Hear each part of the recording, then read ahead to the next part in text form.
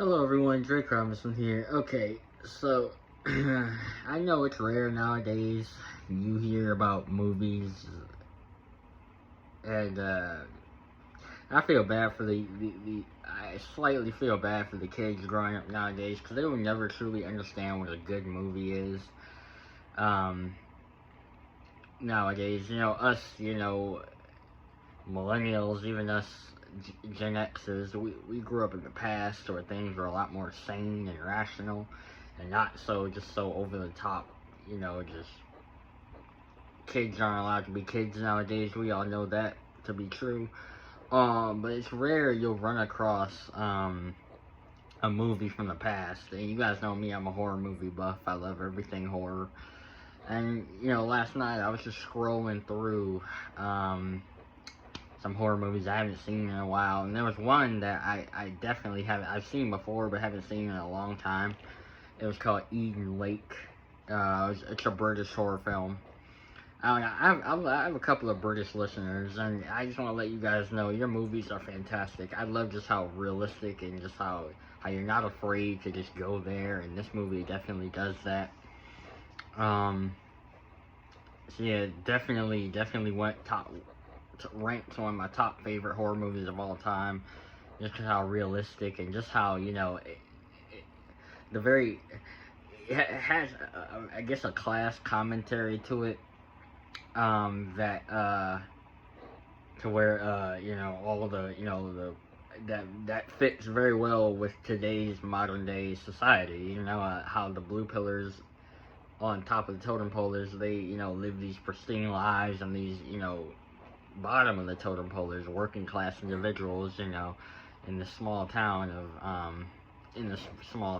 are just looked down upon as vicious, mean, and all that. And well, yeah, okay, the blue pillars thought that, and they got what they deserved. I was all for the bad guys in this movie, the quote unquote bad guys. So let me just break this down real quick. Okay, so it stars the guy who plays Magneto, Steve. No, Michael Fassbender, the guy who plays Magneto, and I think he was in the X-Men, Wolverine. I think I could be wrong on that. And another lady, beautiful looking woman. I will give her that. Another lady. And they pretty much they're a couple, and they plan to go down to this quarry. This quarry that's in Eden Lake, which used to be a national park. They have this nice little ride with them. They're going down to they're going down to basically intrude on these lands that they, I guess, the Michael Fassbender's character has been to before with some scuba. I don't know what he works as, but I assume it has something to do with snorkeling and all that. His lady is a teacher, which of course we're dealing with kids. The kids are gonna be the bad guys in this movie, so I guess that has something to do with it. That's gonna play a part. And so anyway, they head down to this town, and right away you can tell they're not in Kansas anymore.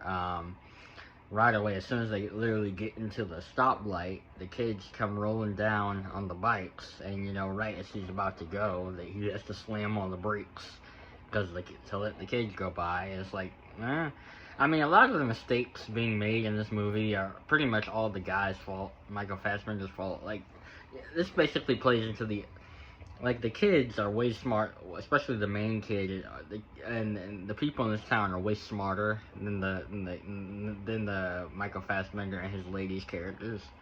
Like, you can tell, I get perfectly representation of modern day society. The blue pillars are very unintelligent, and us, bottom of the totem polers, are the smartest people, are way smarter, and this movie's a perfect representation of it. Like I said, you have to watch it, but I'm just, me telling it to you isn't doing it justice. But anyway, they go to this bed and breakfast, and, there's a lot of, you could tell this is a very, in movie terms, a very rough town. People just, they know each other, they don't know outsiders, and that's understandable, you know, and they're still relatively polite to this couple, you know, relatively, even though they don't know them. So yeah, there's a lot of fighting and stuff going on, and there's these kids running around, and they get slapped by one of the mom, which is very relatable once again, because you know they're teaching their kids to listen to them, and if not, there are consequences. Unlike a lot of these blue pillar parents nowadays, where they just allow their kids to do whatever, they allow their kids to be ingrained by the society with CRT and all this wokeism in schools and stuff. I don't, you know, I like the way there's no such thing as, you know, punishing their kids anymore. Nowadays, everybody's so soft and feminized and all that. That's why I think a lot of these men nowadays, these boys grow up all feminine and weak, non-alpha, like us good guys are. You know, it's just perfect representation. And anyway, after the bed and breakfast part, they go down to this quarry where they meet this young boy named Adam. You know, he's pretty much a bug collector, kind of less popular kid. And so he doesn't want to be bothered with them. And so they just continue on the quarry. So anyway, while they're down at the lake, they're relaxing in their bathing suits and stuff like that. Like I said, the lady, I forgot her name, the teacher lady, the main girl we're following. Nice body, nice swimsuit she had on, you know. Definitely a nice sight, I will say that. So anyway, these two other boys come down. I believe they're two of the members of the group. Well, I think one's name was Mark, the other one's name was Ricky, and they start bothering Adam. They chase him away, you know, on his bike, and you know, Michael Fassbender and his lady, they take a little beach nap, lake nap. It looked kind of like a beach and a lake combined. So I guess I'll just call it I guess you could call it a quarry. Okay, I just call it a quarry. A quarry. Also, side note, apparently, the privileged people in this movie were planning on just intruding on these people's lands and building like a bunch of executive homes for a bunch of privileged people, and so like an instigated off community, because you know, like pretty much like in real life nowadays, the privileged people see themselves as above us, above the hardworking, you know, American people, so they just have this big old gate to like just shut us out. And so yeah, so this is the last weekend apparently that they'll get to enjoy this like lake quarry thing. And Michael Fassbender wanted to propose to his lady here, which obviously doesn't happen before it gets, you know, toppled over and the homes get built and all that, etc. And I think, personally, I think that's why the bottom of the totem pole people here are not too happy about it, because, you know, it's like that's their town, that's their, but the privileged are just intruding on it. Yeah, so like it's just very it's a very relatable movie for us good guys. That's why I suggest we all watch it. But anyway, yeah, so after the nap that they take, they get woken up by this dog named Bonnie. It is the leader kid. Jack O'Connell is the leader. I believe it's the Brett. Brett is the leader of the group of kids, and you know, more of them come down to the beach. They're all playing the music loud because they're under the impression that they're here by themselves. So you know, they get here. They probably come here all the time to relax and chill, and I don't really blame them for blaring their music loud and, you know, letting the dog run around, because like it's their town. They're the locals. They don't have to, you know, they don't have to, you know, they don't have to make a bunch of changes and stuff to their behavior. Yeah, because, you know, some privileged people showed up. In my opinion, they don't have to. So anyway, the dog starts bothering the girl, and well, Michael Fassbender just decides to up and leave her. right there, and just decides to go for a swim. You know, like the classic Chad and Stacy relationship. The Chad doesn't really care about the Stacy, but Stacy loves the Chad so much. It's pretty much this in real life. But I guess, you know, they wanted to make Michael Fassbender more of a relatable character or whatever. So anyway, so after that, the dog keeps bothering the girl. So Michael Fassbender walks up to the kids, to Brett and the other kids. And immediately, right off the bat, the kids are like, "We want nothing to do with you, old man." Pretty much, kind of, what they're saying to Michael Fassbender's character, Steve. They're like, "Please go away from us. We don't know you." Like, literally, right away. The girl asked him, "Are you looking at my, you know, what's my, what did Jerry Lawler used to call them? Puppies?" Right. Well, she didn't say that. She said something else, but, you know, I stay away from that. So Steve walks away with his tail tucked between his legs, essentially, and has to take the walk of shame right back to his girl who was watching it, like, from afar. Very, you know, so he was kind of put in his place by a bunch of children. That can't be very, you know, masculine. Anyway, what happens after that? So the kids leave right after that. I think Brett was staring at the girl with some binoculars. Can't blame him. Like I said, that nice figure. But anyway, so as they walk by, he kind of, I think, exposes himself to her, which once again, you know, Michael Fassbender just sits back and does nothing, because, you know, a lot of these movies, you know, shows you how much he really cares. You know, he wants to propose to this woman, but he allows a child to do all that, you know, and, you know, it shows how much he cares, how much blue pillars really care about their significant others, especially the men. But whatever, I'm not gonna get all into that. So anyways, a little bit later after that, they set up a tent and all that, and Michael Fassbender, they think they hear a noise outside, and Michael Fassbender goes to check, but he just jumps right back in the tent and scares the girl. Once again, really cares. They're in this unknown, desolated, you know, kind of town, you know, that they hear what sounds like screaming of some kind, of a human or an animal. But, you know, Michael Fassbender thinks it's a good idea to scare the, you know what, us, the audience, and his own girl. But, you know, because he's kind of a jerk in this movie. But, after that, so the next day they go out and they go to get something to eat, but I think the lunch bag was like tampered with or whatever. So they go out to go to a diner, and as soon as they're pulling out in the truck, the tire just immediately starts making noises, and he goes out to check. Steve does, and there's this bottle in the back of it. So obviously one of the kids put that there to like mess with them and stuff, and he's ticked off. A good thing he had a spare. But anyway, they drive into town, and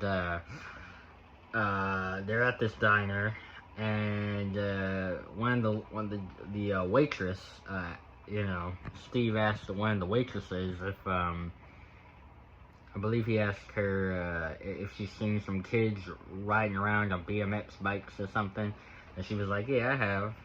They've been, you know, harassing, you know, whatever." And Steve's like, "Yeah, well, you know, they flattened my tire and all that." And she's like, "Well, it wasn't my kids that did that." And the thing is, Steve said it in kind of an accusatory tone, you know, and she's like, and the waitress is like, "Well, it wasn't my kid. I know that." Now, granted, he didn't say whose kid it was, but, you know, it definitely sounded very accusatory, his tone, you know what I'm saying? He just thought the parents would like to know. Yeah, well, that parent apparently knows that it wasn't her kid, even though it kind of was, but, you know, it's a stranger, you know, making accusations, so I can understand where the mom's coming from there. But anyway, so So they leave the diner, and he sees a bunch of bikes, the BMXs, that in front of his house, right? And Steve immediately gets out of the car. His girl is telling him not to do it, which his girl is 10 times smarter than him, apparently. And she, anyway, Steve gets out of the car. He's like, I'll be right back. He's gonna, I guess, do something, confront the parent. He doesn't know who's in the house. Like, it literally makes no sense. But anyway, what even more doesn't make any sense is that Michael Fassbender just walks directly, I guess there's a little side door in the house. He walks directly into the house. You heard me right. Now, I don't know what the laws are in England, or like what the self-defense, or what the laws are in England. I'm pretty sure you're not just allowed to walk into any random person's house. I'm pretty sure that's a law in England, and as it is here in America or anywhere else. I don't know how lax. I know y'all historically have a pretty lax criminal justice system. I don't know, maybe all my Londoners can let me know in the comments, but yeah, I'm pretty sure that's against like every law, moral law, etc. But this is the entitlement a lot of privileged people have. They think they have the right to just walk into your house like that. This movie is a good social commentary of everything I talk about on this channel, like down to a T. But anyway, the dad comes home, and the girl gets yelled at by the dad because of, her guys, and pretty much just left her out there like that. And so he walks in the house. You can tell he's kind of an aggressive man, just by his entire demeanor. But rightly so, because, like, well, first of all, there's people in his driveway he doesn't know, blocking it up like it's theirs and whatever.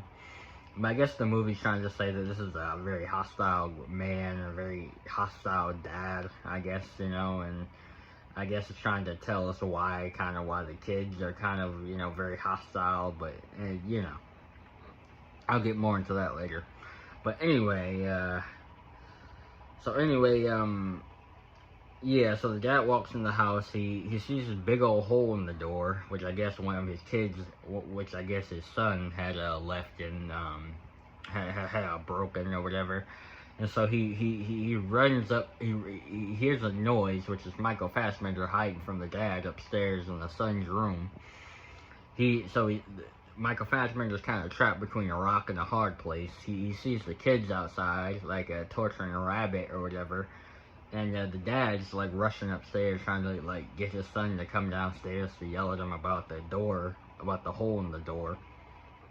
And so he's kind of stuck between, not getting caught by the kids and also not getting caught by the dad. So anyway, he jumps out the window, the kid's second story window, gets onto this little side gate, and then jumps down and just before the dad runs into the room and calls his son up.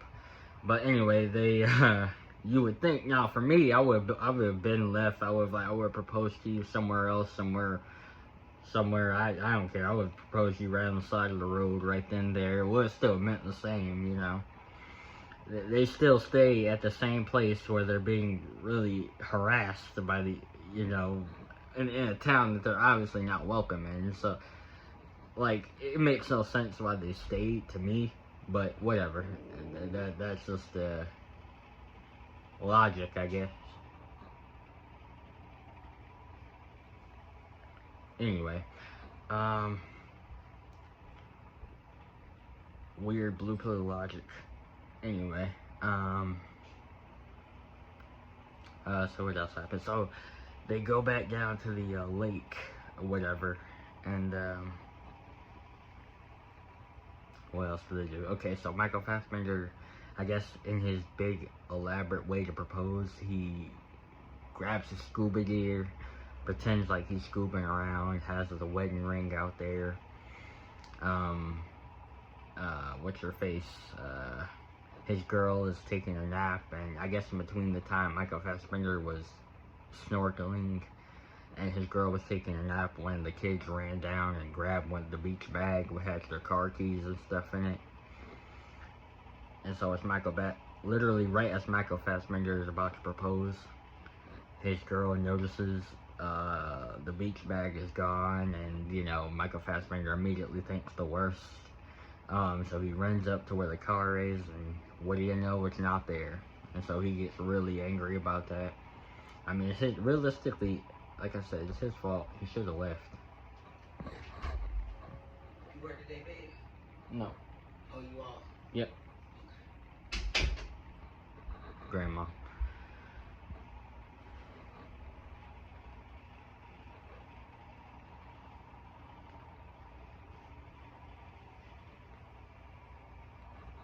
So anyway, what else happened? Okay, sorry, God, my train of thought. So anyway, he and his girl go tromping around through the woods, looking for their car, and they find the kids, like, around, like, a little campfire, torturing an animal again. Like, there's so many red flags that these people are blatantly ignoring, embarrassingly. I really call into question both of their intelligence, and they seem like they have good jobs, and how did they get them with such lack of intelligence? But anyway,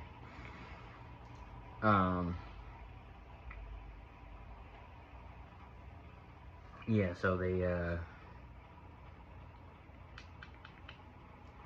so Steve confronts Brett, who is, like I said, the leader of the kids, and he's like, "Where's my car?" And Brett's like, "I don't know."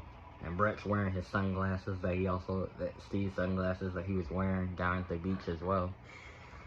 So, and he keeps saying he doesn't know where his car is, and Steve's phone starts ringing in Brett's pocket, and so Steve just walks right up to Brett, and they start, Brett pushes him, and they start getting into a little scuffle. And in that scuffle, the dog, breaks loose from one of the other kids who was holding it back, and the dog jumps on Michael Fassbender, and while they were scuffling, one of the other kids pulled out a knife to attack Michael Fassbender, and the dog accidentally gets his throat cut. Bonnie gets his throat cut, and right off the bat, you can tell that this is not going to be a regular. At first, the movie started off as a thriller, but now you can tell that things are about to heat up, because the leader kid, that was his dog. That was Brett's dog. And you can tell he loved that dog. Like, just with every fiber of his being. That dog's probably the only thing happy in his life that he had, Obviously, in the house he grew up in, very hostile, very aggressive. His dad seemed kind of abusive. So that dog was probably the only thing he looked forward to in life. And now that dog was gone, he immediately, it's like a switch flip. He immediately gets so angry, and, Michael Fassbender grabs his keys and grabs his girl, and they immediately just start running up the hill in the forest. And so the group of kids, they all chase after him, and they start banging on the doors and start banging on the car and all that. And so and they're trying to go, and so they get caught up in this hill, and the kids just start raining rocks right on the car, like breaking the headlights and all that. And so, what else? And so they get away. They actually drive the car through the forest. And I'm thinking, why are you going so fast? The headlights are all broken out. You can't see anything. It's pitch black outside. And they ran right into a tree, or right into a fallen log or whatever, and boom. And Steve gets pinned down in the truck. So they're obviously not going anywhere now. And so he tells his girl to grab I think it was a GPS or something, and go find a road to flag down her car and get help. But what does this woman do? Like I said, like every blue pillar ever, they have no brain cells. She runs down into this embankment thing, hides under a tree all night instead of going to get help. The kids eventually find the car, and night turns into day again, and she's still under the car, under the tree trunk. I mean, didn't even bother to go get help like her boyfriend said to, and and so she follows a trail of, I think, blood, and she finds her boyfriend's shoe, and eventually she walks more, and she finds that the kids have all, like, beaten up Michael Fassbender so badly. Like, this guy's literally covered in blood, and he's, like, restrained to, like, his tree stump, with, like, barbed wire rope, and, like, it just looks very painful. And so, Brett's just, like, he's still, like, seething over his dog and stuff like that. He starts choking. He has, like, his dog's collar around Michael Fassbender's, like, throat. He's, like, choking him, telling him, like, when he finds this girl, he's gonna, like, freaking, like, let's just say it's not gonna end too well for her. And so,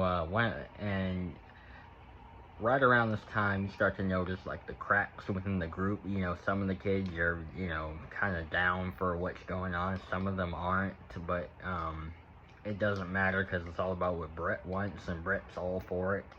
All for the pain and suffering he's about to inflict because of his dog, you know? I understand it. Like, it's like the school shooter thing. Like, you could hate that it's happening, but you can understand why it's happening. Like that I talk about all the time. But anyway, so pretty much what Brett decides to do is to make sure that no one, goes to the cops and tells them about any of this. He has, the female from the group, he has her record everything, and one by one he has all of the kids, like, take part in, like, doing damage to Michael Fassbender with a pocket knife. And some of the kids, like I said, they're for it. They cut deep. Like, they literally just, especially the black kid. He's probably my favorite out of all of them, because he's very calm, very stoic, I don't think he really says anything at all. It's just very menacing. And that's my type of villain right there. Villain, quote unquote. And there was another kid, the Ricky kid, who was also for it. And there was this, the youngest boy who wasn't for it, and there was another taller boy who wasn't for it. And they all go. The girl, the female in the group, to me, seems like she was very indecisive, but kind of for it at the same time.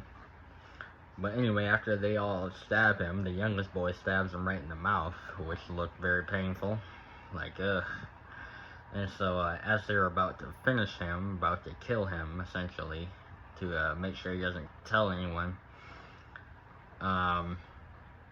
after he, you know, had them all recorded and stuff like that, he finds the girl who was trying to call the police on Bluetooth for whatever reason.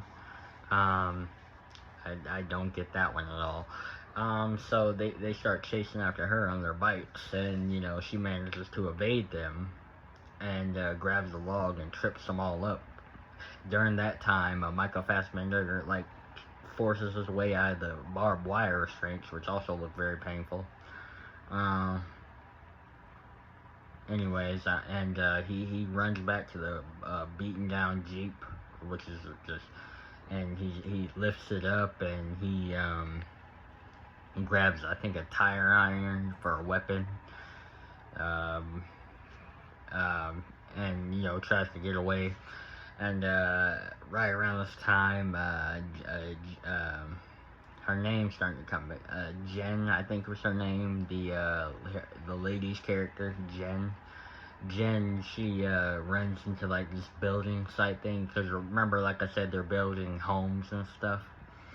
And so, like, there's this abandoned, like, construction site there.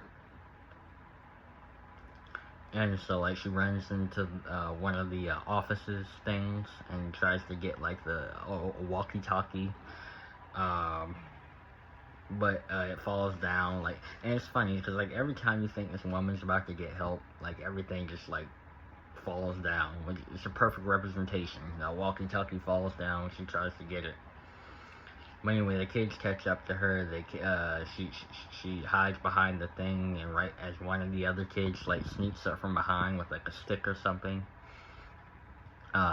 she manages to get on top of the site and evades capture. So anyway, Steve and Jenny, I think somehow in between there meet back up with one another, and they hide out in this like little like cabin thing, bird watching hut, I think it was.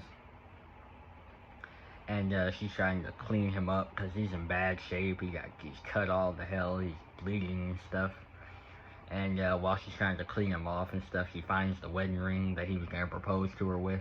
And I guess you can say it's probably one of the saddest scenes in the movie, because he's like Michael Fassbender, because he's like, you know, I was gonna propose to you, and you know, I was gonna take you anywhere you wanted to go and all that stuff. I guess, you know, if you want to be sad about that, I wasn't, because you know, I'm like, well, you literally could have avoided all of this if you hadn't been such a, you know, you essentially put your pride in front of everything else, you know, instead of the well-being of you and your girlfriend. So you know, I mean, you can feel sorry for him if you want, but I don't. Anyway, so the kids catch up to him, and she has to hide, both of them, like underneath the cabin in the water, in the lake, in the dirty lake water. He has open wounds, and like, I understand you're desperate and all that, but it's just like, man, that has to be very tough for him. You know, you can tell he was bleeding out even more right then and there. And so the kids eventually leave, and you know, she has to go in by herself now. She hides them under a bunch of sticks and leaves and all that. And it's just like, man, and she could have done a better job hiding him. You can tell if the kids had went back, they would have found him no problem. But anyway, so she's running, and she's not looking where she's going, and she gets steps on a spike, and it goes right through her foot. And it's just like, oh, yikes. Like, that's very non-enviable. Very non-enviable right there. And so, like, she's trying to force the spike out. Like, she puts her foot up against, like, a log, and tries to force it out without screaming to alert the kids of her location. And, like, so she's like, finally squeezes out. And then, again, crawls up a hill or something. And meets up with Adam, that boy earlier, who was the kind of the uncool kid who was chased off by the Brett and his group, from the beach from earlier. And so she's like, "Hi, you remember me? I'm the chick. I'm the lady you saw earlier at the beach and all that." And Adam is like, she's like, you know, "Where's your mom?" and all that. And Adam is like, "She's working." So you get the idea that pretty much the parents in this town are pretty much just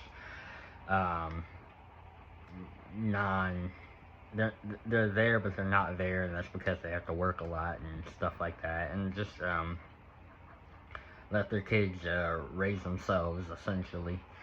But anyway, so he tells her that he's going to show her a way back to town where she could get help for her and Steve. And so, like, he's leading her through, like, these bushes and trees and stuff, and she's like, well, shouldn't we be following the power lines? Because there were power lines from earlier.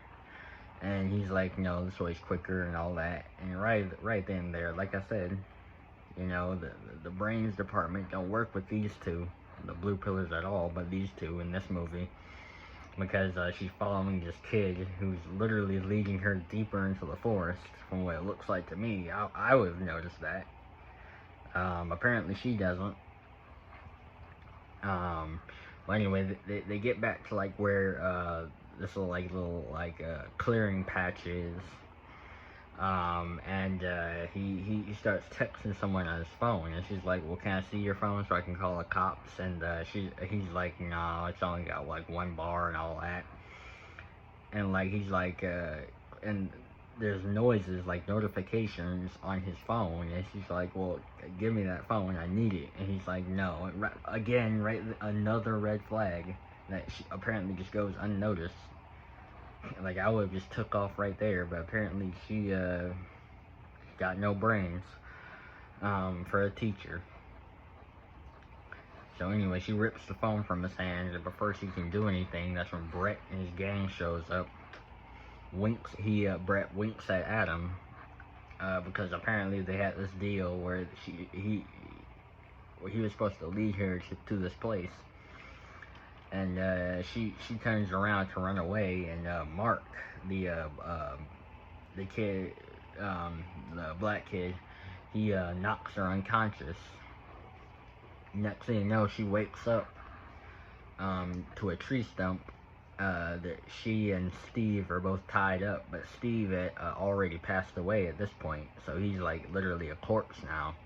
So it's just her definitely by herself.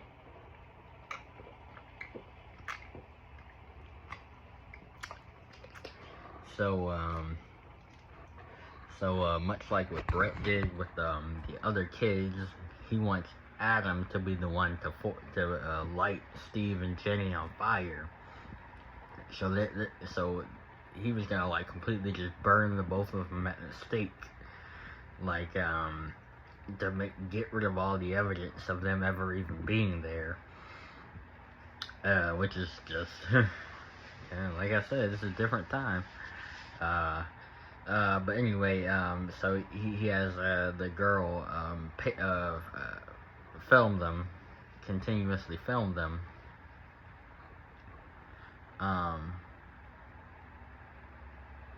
What else?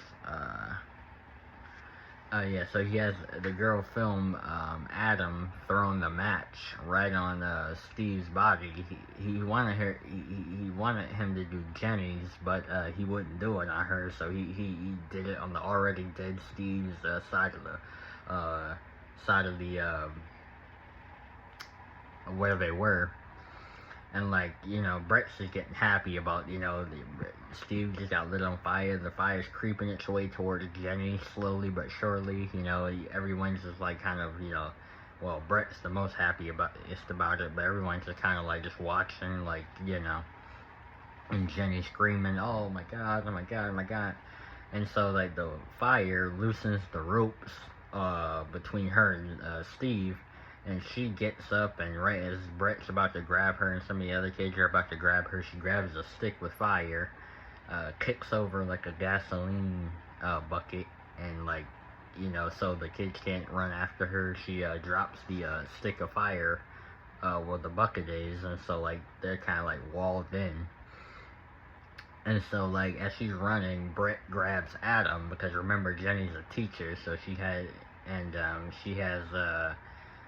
an affinity for, a love for kids, and so, like, you know, I guess Brett uses that as to his advantage, so he's like, you come back down here now, or I'll burn Adam alive right in front of you. And Jenny, like, you can tell she doesn't want to leave him, but she has to think about herself, I guess, is her, kind of mentality. And so, like, Brett shows he's not playing. He lights, he throws gasoline on Adam's head and lights him right on fire right there in front of her. And like the screams are just like so agonizing, and I can only imagine. I heard if you got set on fire, your eyeballs are the first thing to melt, and he gets set on fire by his head, and it's very graphic, I tell you. But it's good stuff though. It's good stuff.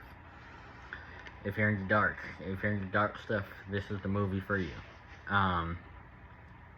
So anyway, Jenny is like running away again. She's like trying to, you know, and the kids are just, every time Jenny gets somewhere, the kids are like 10 steps away from her. So anyway, she breaks this little map thing. This little map thing, shows you where she is and where the town is, and you see where the town is like very far away, because she's like been running in circles kind of this whole time, because Eden Lake is kind of like this big park. And so the kids are right behind her, Brett and I think Ricky, I think it was. And so she gets into this trash bin, and while Brett and Ricky are like looking around for her, and she looked like a scene out of that Descent movie I seen, another British movie. There's definitely parallels between this two. Well, this movie has a parallel between a couple of movies that I like, but anyway. So a little bit later on, she gets out of the bin once Brett and Ricky leave, and the youngest kid, I forgot his name, he was the one with blonde hair. He's the youngest one in the group. He walks up to help her because he was one of the kids who wasn't for all the pain and the torture and all that. So he walks up to help her, and she just out of nowhere shanks him right in the neck. Because I guess she thought he was going to attack her, which I guess objectively you would think that if you were in her position, but he was actually coming to help. But she shanks him in the neck, and immediately regrets it because, like I said, she's a teacher and all that. And she, loves kids and never thought she actually had to hurt a kid, especially in this type of position. And so she tries to help him out, but the wound is obviously very deep, and he's bleeding out rapidly. And so she pretty much just cradles him in her arms until he dies, and she's crying and very upset about it and all that. And so, a little bit later on, the other kids find that kid where the map place was, and the taller kid who wasn't for it as well, and I think the girl was there too. He's like, okay, I'm done with this. This is too much torture and stuff. Too much. When my friends are dead now, all right, I'm done with this. I'm throwing in the towel. And Brett forces him up against this bin thing that Jen was in earlier, and he's like, look, that's, and he shows her the phone of the video that the girl took, and he's like, look, this is you having a dig, in his words, at Michael Fassbender. So if you tell the cops or anyone about this, I won't just be the one going down, you'll be going down with me. And we're all in this together type of thing. Which, it's important when you're in a small town and you're at the bottom of the totem pole. But anyway. So anyway, the kid is just not listening to him. He's like, I didn't want for any of this to happen. And so he goes to call the cops. Or whoever, someone to help. And Brett just brutally beats this kid, brutal. He's punching him and kicking him in the face and all that. So you get the idea that this kid is no longer alive anymore. After that, there's no way. And so he tries to make the girl shut the phone off because the phone starts ringing again. And so the girl is she kind of wants to throw in the towel too. So Brett's turn it off. He calls her the B word. And so she runs away out of fear because he's just gone completely he's not playing with anyone. He's beating up people in his own group. So you can I'd run too. That's all I say. So anyway, we cut to Jen. She's running.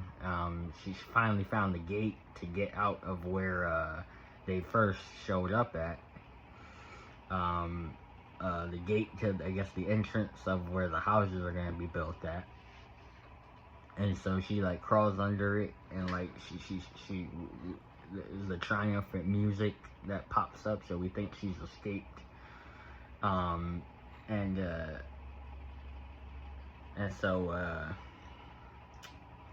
so she jumps down, and there's a car there, and she runs away from the gate, but there's a car that's pulling up, so she gets out of this car, there's this guy in it, She's like, oh my god. He's like, oh my. He gets out. He's like, oh my god, are you okay, miss? And she's like, please help me. I'm being hunted by a bunch of people, and he's like, all right, just get in the car. Get in the car. He's very helpful. Like I said, that's bottom of the totem pole is very helpful. And so she's like, he starts asking her questions, and he's like, are you okay? Like, what happened? She's like, just get me into town. And he's like, well, town's the other way. And she's like, well, go the other way. He's like, my brother's out here. Like, I gotta find him. And she's like, your brother? And he's like, yeah. And then the ominous music starts playing in the background. So we obviously get the idea that one of the members of Brett's group is this guy's brother. And so she's like, and it's Ricky. One of the kids who was down with Brett with all the pain and suffering with that. And so, like, obviously Jenny knows that she's in the car of Ricky's brother. And so, like, he doesn't seem very bad, but she I guess she doesn't know that and so he's taking her back to the gate, and she's like, no, turn around, let's go back into town. And he's like, no, I gotta pick up my brother first. And so they get up to the gate, and he's like honking the horn. And he's like, Ricky, where are you? And Ricky and Mark come out, two of the kids who were down with all the pain and suffering. And she's like, Jenny's like, and as soon as he got out of the car and went to walk up to both Ricky and Mark, Jenny jumps into the driver's seat and like peels off with his car, his van. And he's like, hey, like, someone just took my van. But, I guess, if anyone who hasn't seen it would think, okay, well, she's doing a good job. She's getting away from the dangerous situation and all that. And so, once again, the triumphant music starts playing. So we think she's gotten away. She's driving away with the van. And, she finally, there's a sign that she saw pull in the very beginning as she and Michael Fassbender were pulling into Eden Lake that said Eden Lake Executive Homes, etc.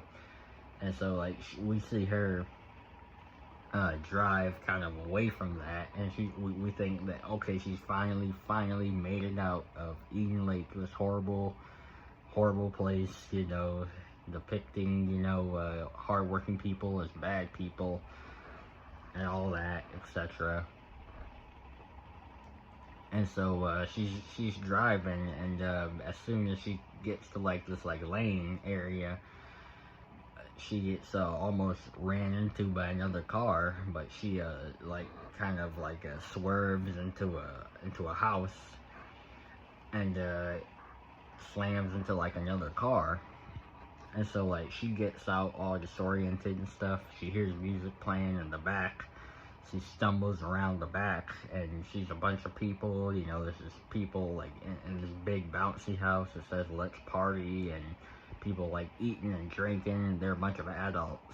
So we think that, okay, she made it to a group of adults. She's going to be safe now. There's no kids, no dangerous, evil kids anymore.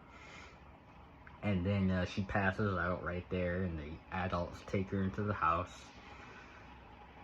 And so she wakes up, and the adults are like, ooh, you've been through a lot. You've been through just the wars, I guess one of the ladies said. And they're cleaning her off, so we think she's safe, right? Until bark. Like, and we see a dog that looks very similar to the dog that Michael Fassbender accidentally stabbed, to Bonnie. And so, like, one of the people in the house tells the dog to get away, and the dog runs into its dog bowl, and we see Bonnie and Clyde dog bowl. That dog's name was Clyde, the one that was alive. The other one, Bonnie, who's obviously we know is no longer alive. So Jenny sees that. She sees the man who kicked the dog out. Is the father, Brett, and she sees a bunch of Brett's baby pictures on the wall. So boom, that's when the eerie music starts playing again and stuff like that. and we find out that she's actually in the house of Brett, the kid, the leader of the leader of the kid group, who's been hunting her down this entire time. So this movie's like kind of reverse the Last House on the Left, where it's actually the protagonist that ends up in the house of the antagonist. But in this movie, the protagonists, I would argue, are actually all the parents, because they actually think they're doing the right thing. You know, this woman comes in, she looks disheveled as all hell. Obviously, we know the story, but the parents don't. And so, like, what parent isn't gonna believe their kids? But I'll get into that more. And so she asked to use the bathroom. She's obviously very stunned and all that, you know. And so, like, she gets led to the bathroom. There's this couple in there, like, they're, I guess, having sex or whatever, in the bathroom. And so they get kicked out. And so Jenny can go in. And so you get the idea that, these parents, I guess, the movie is trying to tell us that these parents are just absentee as all hell. They're enablers. They allow their kids to act like this, without any punishment, is what pretty much the movie tells us with all this, with the adults in this party and stuff like that. And so while she's in the bathroom, she hears a bunch of loud commotion, because I guess Brett walked into the house. They're getting phone calls from the other kids about the kids that were killed by Jen, the blonde kid. Oh, I forgot to mention, while she drove the van away, she hit the girl who had ran away. When Brett threatened her, she hit her like head-on collision. Like she's dead as well. The one girl in the group. And so, like, both of their kids are dead. Like, these are all the parents, so, like, of the kids that were hunting her. Like, every single, adult there. And so, like, they're getting phone calls. You can hear, like, from outside the bathroom, a bunch of loud yelling and stuff like that. Jenny tries to, go out the window, but the window is, like, part of the wall kind of window, so there's no escape. And like that's where like it sets and it dawns on her, and it's on her, and it dawns on, I guess, us the audience, that yeah, there's no way she's escaping. Like, and so like the parents, they start banging on the door, and the father, Brett's dad, starts like just completely just knocks it down. Well, not knocks it down, but knocks it in. And so like, and we see right behind him as he busts the door in, that Brett is right behind him. So yeah, he made it home, and he told everyone that she's actually the bad person who killed all the other kids. And because this town is so small, and they look out for each other here in this town, which has to be a thing. I'm sorry, it does. Where the bottom of the totem pole people look out for one another, and they don't like getting the cops involved, because the cops are part of the Blue Pillar Society in that universe. They feel. So the dad takes Jenny back into the bathroom with a couple of the other dads, and they it says they kill her. That's the idea we get. And Brett walks it back up to the living room. Not the living room, back into his room. Tries on Michael Fassbender's glasses. And pretty much he got away with, he deletes all the videos of the kids torturing Michael Fassbender. And pretty much they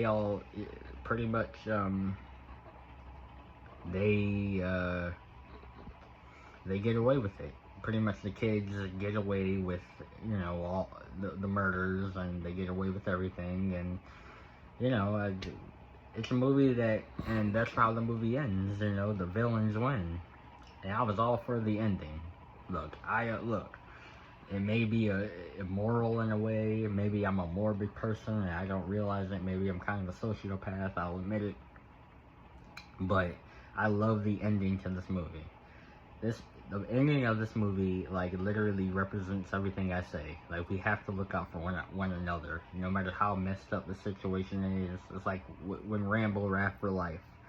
got a strike on his channel, and I talk about us bottom, you know, us lower tier individuals on the totem pole on YouTube or anywhere have to look out for one another. That's what I mean. And of course, I don't mean, you know, murdering or anything like that, but I mean, like, you know, not saying anything to, or, you know, not just looking out for one another. That's what we have to do. We have to. That's what us. That's what the bottom of the totem pole people did in this movie, and that's what we have to do in real life. You know, because it's a thing. Like, this is a movie was all about kind of classism, and you know, it's just it definitely brought out a sense. You hate what the parents did, but you understand why the parents took that drastic action that they did. Because obviously the cops weren't gonna believe them. Obviously they didn't know what to do. So like they're just like, okay, we're just gonna kill this person. We're just gonna hide the body. We're gonna clean up all the mess and stuff. You know, if the cops come by, we're just gonna say, oh well, you know, we have no idea what happened and all that stuff, and ask about, you know, had they seen anything. So like that's pretty much what we're led to believe is happened, and all of the adults were down with it. You know, they were down with protecting their kids, and as much as, you know, we may not like it, you know, and all that stuff morally and all that, you understand why it's done. You understand why it had to be done that way. And if you don't understand it, well, I think you're the bad guy, me personally. But anyways, that was Eden Lake. It's a movie I saw last night. I had seen it a long time. I just got so into it. This is one of those movies that will keep your attention. The acting was phenomenal on all ends. Especially the kids, the young actors. It's rare you find a young actor that's actually good. Sorry to say, especially nowadays. But all these kids that were the antagonists, and, you know, just even down to the black kid that didn't speak at all. I like him too. He played his part well. He was menacing. He was scary. So yeah, all the acting, the performances, spot on. A++. Definitely a movie that will. If you're a blue pillar, you'll probably hate it because when two of your own get killed. But if you're at the bottom of the totem pole, like myself, you'll very much enjoy it, because of just how much, you know. Well, first of all, it's how the dumb decisions the blue pillars make that put them into this position to begin with, and the fact that the bottom of the totem polers in the town look out for themselves, look out for their own. I mean, look out, you know, protect one another. So you definitely get some enjoyment out of that. Yeah, so like I said, British horror movies are my favorite thing, because they're not afraid to go there. The British actually have a lot of balls. Very ballsy when it comes to like making a horror movie that's not afraid to have a dark, depressing ending. It wasn't dark, depressing for me. I actually liked it, but you know, to the blue pillars, they'll hate it because they're soft, fragile snowflakes. But yeah, I think this is probably the longest video I've ever made. I haven't wanted to go that long. It's almost an hour. But yeah, Eden Lake, definitely check it out. It's definitely worth your time. Performances, spot on. Acting, spot on. Yeah, I'm out.